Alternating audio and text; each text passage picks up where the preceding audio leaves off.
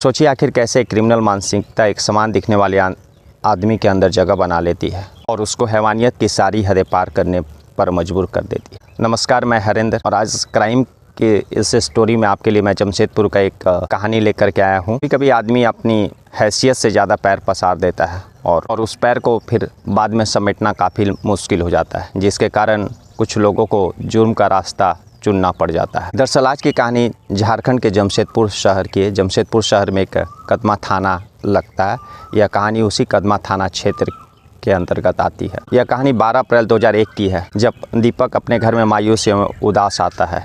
उसकी यह मायूसी और उदासी कोई नया नहीं थी, वो इससे पहले भी महीनों से उदास अपने घर आया करता। देश के सर्वश्रेष्ठ कंपनी में एज अ फायर ऑफिसर काम करने के बावजूद, अच्छी खासी तनख्वाह होने के बावजूद भी वह महीनों से तनाव की स्थिति में गुजर रहा था। अच्छी खासी सैलरी होने के बावजूद भी जब मंथली पेमेंट आता था तो उसके हाथ में काफ़ी कम पैसे आते थे और जिसके कारण उसको अपना फैमिली चलाना मुश्किल हो जाता था। हर चीज़ को ख़रीदने के लिए उसको 10 बार सोचना पड़ रहा था, जिसके कारण वह तनाव में आ गया था और जुर्म का रास्ता चुनता है। असल वह एक ट्रांसपोर्ट का बिजनेस शुरू करता है। दीपक के दो दोस्त प्रभु और रोशन रहते हैं और रोशन के कहने पर दीपक जो है ट्रांसपोर्ट का बिजनेस स्टार्ट करता है और काफ़ी पैसा लोन लेकर के वह गाड़ी फाइनेंस करवा करके ट्रांसपोर्ट का बिज़नेस स्टार्ट करता है।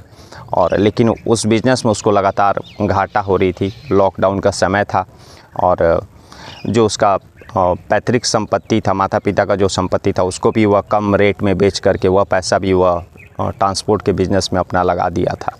अब वह चारों तरफ से घिर गया था। लॉकडाउन के समय से उसको लगातार घाटा हो रहा था।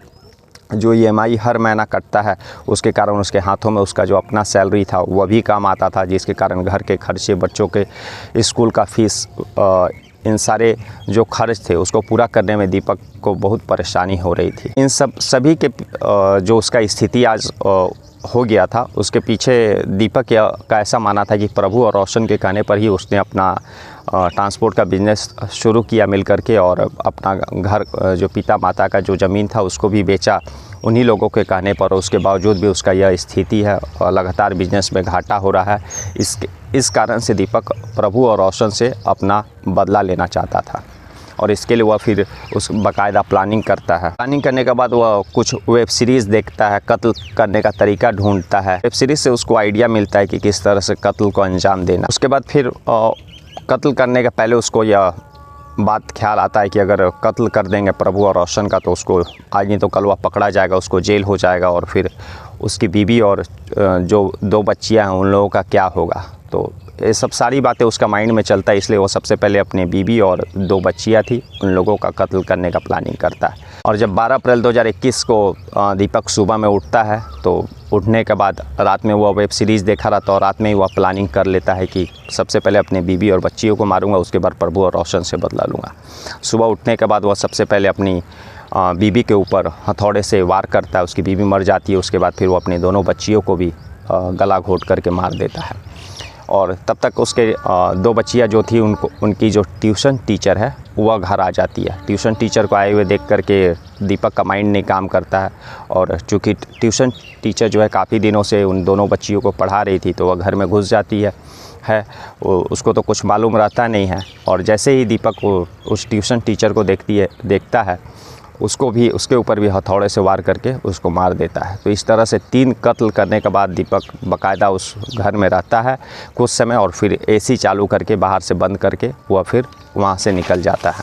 उसके बाद फिर दीपक जो है रोशन को फ़ोन करता है और उसे मिलने के लिए 12 बजे अपने घर बुलाता है और रोशन जो है अपने वाइफ और अपने साले के साथ दीपक का घर पहुंचता है। और जैसे ही रोशन अपनी वाइफ और साला के साथ दीपक के घर पहुंचता है तो दीपक इधर से उसको तो बदला लेना था, वाग बबूला हो जाता और रोशन के ऊपर भी वार कर देता हथौड़े से। लेकिन किसी तरह से वे लोग बचा करके वो घर से बाहर आते हैं और जो रोशन की वाइफ रहती है और बच्चे रहते हैं वे लोग सब बाहर आकर के हल्ला करने लगते हैं। तब जा कर के दीपक डर जाता है और फिर वह घर से भाग जाता है। रांची उड़ीसा होते हुए काफ़ी जगहों पर रुकते हुए वह धनबाद पहुंचता है और धनबाद में ही कुछ दिनों तक ठिकाना बनाता। उसके पास जितने पैसे थे वो ख़त्म हो गए थे और इधर पुलिस जो है शव को अपने कब्ज़े में लेकर के पोस्टमार्टम करके उनके परिवार वालों को दे देती है अंतिम क्रियाक्रम करने के लिए। पुलिस इधर दीपक की तलाश जो है तेज़ कर देती है। पुलिस को यह मालूम था कि दीपक जो है जमशेदपुर छोड़ चुका, क्योंकि कॉल डिटेल्स, मोबाइल लोकेशन के थ्रू पुलिस ये पता लगा लेती है कि दीपक अलग अलग स्टेट से निकल रहा है। कुछ दिन वह उड़ीसा में रुका, कुछ दिन रांची में रुका, उसके बाद अभी वह धनबाद में है। तो पुलिस को पहले से ही ये सब सारा इन्फॉर्मेशन था, लेकिन धनबाद के किस जगह में है वह पुलिस को इन्फॉर्मेशन नहीं था। दीपक का अकाउंट को भी पुलिस फ्रीज करवा देती है। दीपक कोई भी ट्रांजैक्शन नहीं कर पाता है, और जैसे ही वह उसके पास पैसे ख़त्म होते हैं और वह धनबाद के HDFC बैंक में अपने पैसा निकालने के लिए जाता है, तो वहाँ पर पहले से जो है बैंक कर्मी को इन्फॉर्म रहता है। तो बैंक कर्मी किसी तरह से उसको, दीपक को अपनी बातों में उलझा कर रखते और जमशेदपुर पुलिस को इन्फॉर्म करते। जमशेदपुर पुलिस धनबाद पुलिस को इन्फॉर्म करती है। उसके बाद फिर दीपक को बैंक परिसर से ही गिरफ्तार कर लेती है। उसके बाद फिर धनबाद पुलिस और जमशेदपुर पुलिस कोऑर्डिनेशन करके दीपक को जमशेदपुर लेकर के आती है, और इस तरह से दीपक पकड़ा जाता है और वो अपने जुर्म का कबूल भी करता है।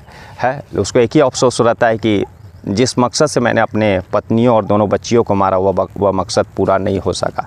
और जैसा कि कहानी में ही मैंने बताया कि उसका यही मकसद था कि प्रभु और रोशन को ख़त्म करना, और उसी के कारण वो अपने बीवी और बच्चियों का कत्ल किया था, ताकि प्रभु और रोशन का कत्ल करने के बाद उसको जब जेल हो तो उसकी पत्नी को कौन देखेगा, दोनों बच्चियों का पालन पोषण कैसे होगा, यह सारी सोच ले करके वह पहले अपने परिवार का कत्ल किया और उसके बाद फिर प्रभु और रोशन का कत्ल करने वाला था, जो कि नाकाम हो गया। धनबाद के हीरापुर से दीपक को HDFC बैंक के ब्रांच से गिरफ्तार किया गया था, और उसके बाद पुलिस उसको सारा कुछ उगलवाने के बाद कैसे क्राइम किया और क्या उसकी मानसिकता थी, क्या मोटिव था, उसको जेल भेज देती है। क्या मोटिव था यह सारा जानने के बाद उसको जेल भेज देती है, और पर्याप्त सबूत भी पुलिस इकट्ठा कर लेती है। और यह केस जो है कोर्ट में भी चलता है, जमशेदपुर सेशन कोर्ट में, और जहां पर 6 अप्रैल 2023 को जो है जमशेदपुर अदालत ने उसको फांसी की सज़ा दी 3 लोगों के कत्ल के जुर्म में। उसके बाद दीपक रांची हाई कोर्ट में अप्लाई करता है इस सज़ा के अगेंस्ट में, और उसका अभी तक रिज़ल्ट आया नहीं है कि कोर्ट ने क्या आदेश दिया है।